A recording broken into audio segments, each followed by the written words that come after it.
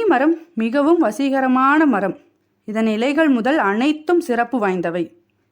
இந்திய அரசு வன்னி மரத்தை நம் அஞ்சல் தலையில் வெளியிட்டு பெருமை சேர்த்தது. தலவிருட்சமாக வன்னி மரம் எண்ணற்ற பல கோயில்களில் வளர்த்து போற்றி பாதுகாக்கின்றனர்.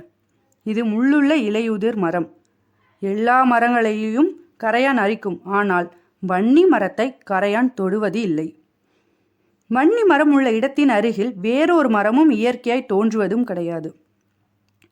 பஞ்சபூத சொரூபத்தை உணர்த்தும் 5 வகையான மரங்களில் வன்னி மரம் அக்னி சொரூபமாகும்.